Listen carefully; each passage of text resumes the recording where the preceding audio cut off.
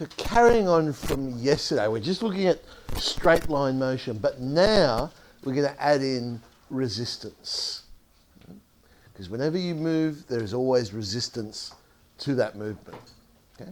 It might just be air resistance, because as you're walking along, the air is pushing against you, there is some sort of resistance. It might be friction as you walk along the ground, but there is always going to be some form of resistance. And resistance is always in the opposite direction to which you're travelling. So always in the opposite direction. That's Newton's third law. Okay, we can pretty much break it down. All we're really considering at this stage for straight line motion is either horizontal or vertical. So let's look at the first case. If we're moving horizontally, there's good old Bob. Now, whenever I draw my force diagrams, I always put in the resultant force first. You can draw the resultant force in any direction that you'd like. I always think it's handy to put it in the direction that you're travelling. It just makes sense.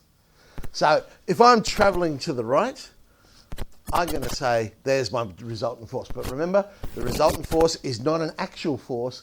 It's a sum of all the forces that are acting on the particle. All we're really doing by drawing in that resultant force is we're defining which direction is going to be positive, which direction is going to be negative.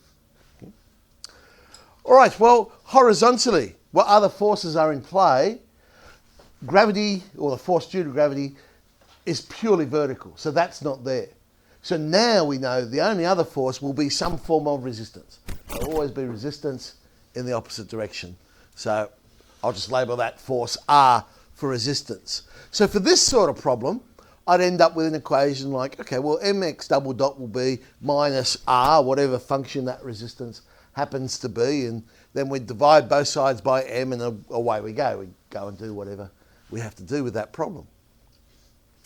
Okay, now if it's vertical, there's two different things that could happen. Either we're going to be going up, or we're going to be going down, and they're different cases because of the force of gravity. So let's look at each of those. Upwards motion. So this time we're going up. So I'll define my resultant vector going up. I'll make up positive. I have the force due to gravity. That's acting down. Resistance, that's always in the opposite direction. So this time when I put it all together, my resultant force is minus mg minus r, because they're both in the negative direction. Divide both sides by m, and then go and do whatever you have to do in the problem. It doesn't change what happens. I mean, greatest height still is going to occur when velocity equals 0. I mean, we still stop at the top. Just because there's resistance there, it doesn't change the laws of nature, I guess. We've got to stop before we can come down. All right, let's have a look at downwards motion. So now I'm actually going to define down to be positive. Force due to gravity, well, that still acts down. That's not going to change just because I'm moving down. But now resistance will be up, because it'll be in the opposite direction to which I'm travelling. So my formula will be mg is now positive, because it's in the same direction which I'm travelling. Resistance will still be negative, because it's always negative. It's always in the opposite direction. And so again, you then divide by m, and away you go. That's basically the three different cases. Now, with downwards motion, we have this other thing called terminal velocity. Terminal velocity, if we time this well, I thought there'd be another one coming now. Okay, terminal velocity, two ways of finding it. Terminal velocity is an interesting case. It's when the forces balance. And so you're coming down and you just hit this, well, acceleration becomes 0. So all the forces up, balance the forces down, and so you just fall with a constant velocity. It's the limit as time approaches infinity. So if you could fall for an infinite amount of time, then you would reach that terminal velocity. All right, particle, we're going to look at one going upwards. Initial velocity, little u, in a resisting medium. Assuming that the retardation due to this resistance is equal to kV squared. Find expressions for the greatest height reached, the time taken to reach that height. Okay. So I'll draw my little diagram here. There's good old Bob. We're going up, so my resultant force, I'm going up. By the way, if in the test it says something like draw a force diagram, you don't draw the resultant force on the diagram because remember I said it's not an actual force. It's not actually there. Right? This is just for my working out. Okay, I have to find that to be positive. Away we go. We have force due to gravity is going down. And we have this other force, kV squared. What do I know? Some initial conditions. When x equals 0, velocity is equal to u. All right, so let's have a look. My resultant force, the balance of all my forces, will be minus mg minus kv squared, divide through by mass. I have a formula for acceleration. It's in terms of velocity. Now, we want to, what do we have to do? We have to find an expression for the greatest height reached, and then we have to find the time taken to reach that particular height. Okay.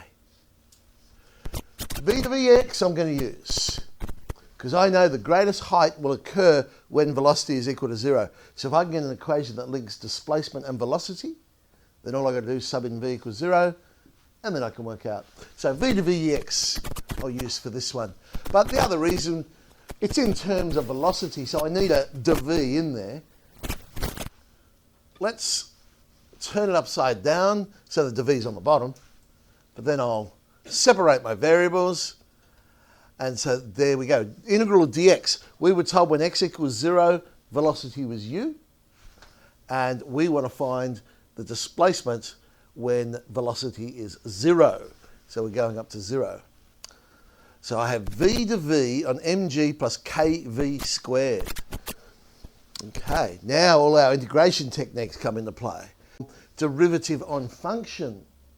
I want to create the derivative on top. So the derivative of kv squared is 2kv, so we'll make that 2kv, which means I need to divide by 2k out the front. You'll notice I've swapped the limits round and got rid of the negative sign. So remember, you can do that if you want to. You can always swap the limits but change the sign if you do that. And so now I just have derivative on function. So that'll be m on 2k, the log of mg plus kv squared, going from 0 to u, and sub in. By the way, sometimes you can save yourself a line. When you're subbing into a log function, you know you're always going to go log minus log. So, like I've got here, and then you know the next step is always going to end up being divided by. So you could just go straight to that second last line there. Because you know it's going to be sub in the u, that'll go on the top of the fraction, substitute in the 0, that'll go on the bottom of the fraction, because you'll have log minus log.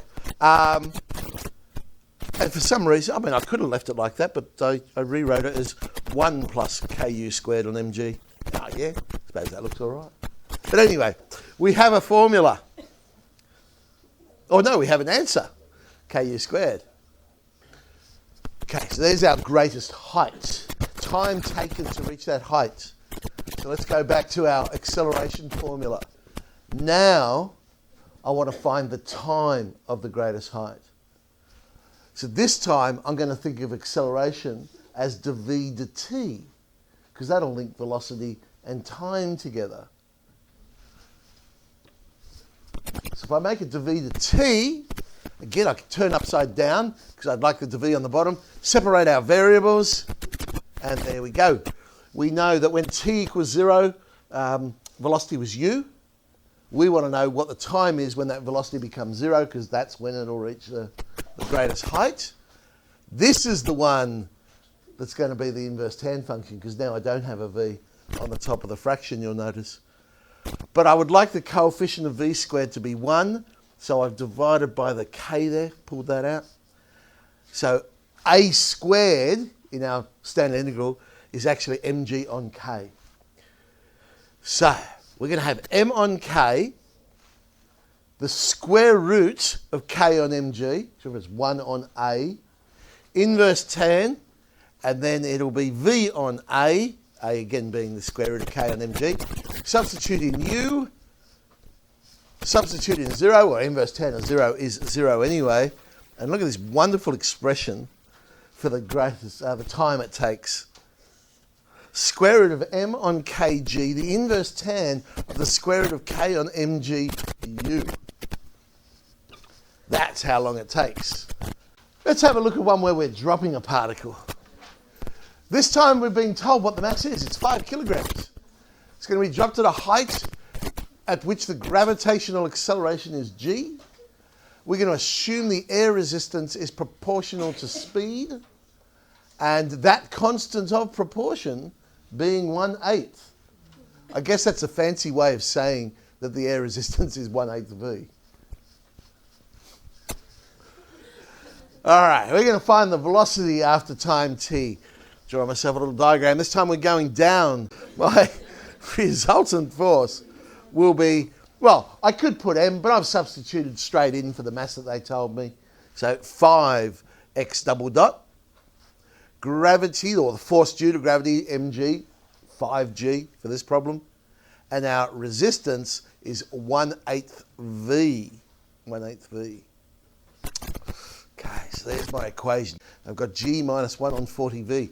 We want to link velocity and time. It's in terms of v. Acceleration, we'll use the v to t. That links v and t together. So to v to t, 40g minus v over 40. Separate the variables. What have we been told? We've been told when t equals 0. Well, we haven't actually been told velocity is equal to 0, but I think we can imply it because we're just dropping something. So when we let it go, it hasn't got any velocity. Derivative on function, so it is a log function. Substitute in v, substitute in 0, and there's our formula. Now, that, however, is a formula for time in terms of velocity. They want velocity in terms of time. So we now need to make v the subject of this. So, all right, I'll divide both sides by 40. To undo the log, we have to, if it is such a word, exponentialize both sides. V at the moment's on the bottom of the fraction. I'll turn both sides upside down. When I turn the right-hand side upside down, I'll just make it a negative index. So minus t on 40. Multiply by the 40g, move the 40g to the other side, multiply by negative 1, and we have our expression, velocity in terms of time. The terminal velocity. Okay, so we could do it two ways. We could say terminal velocity is going to occur when the acceleration is equal to 0. So we'll go back to the acceleration formula. Simple little equation to work out. Oh, it's 40g. 40g. The other way I said we could do it is it's the limit as t approaches infinity. So if we have a look at our velocity equation, t, it's our exponential that's going backwards. So as it's approaching infinity, the exponential is approaching 0. And so I'm just left with 40g times 1, which is 40g. So either way, we'll find your terminal velocity. I guess it just depends which equations you have. I mean, in this case, I had both, so I can do either. All right, how far has it fallen after time t? So now we're trying to find our displacement equation, aren't we? Well, dx to t.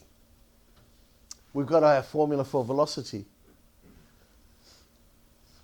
So again, let's separate the variables.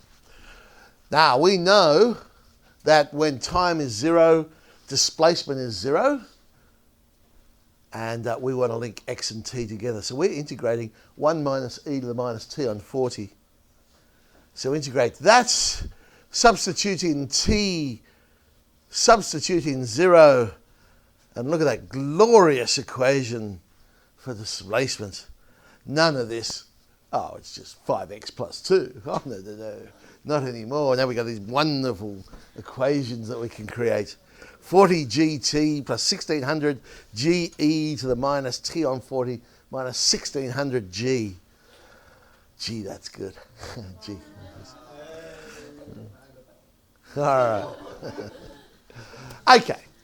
So, Cambridge in the exercise 4A and 4B, but then we also have our Patel in the 8C.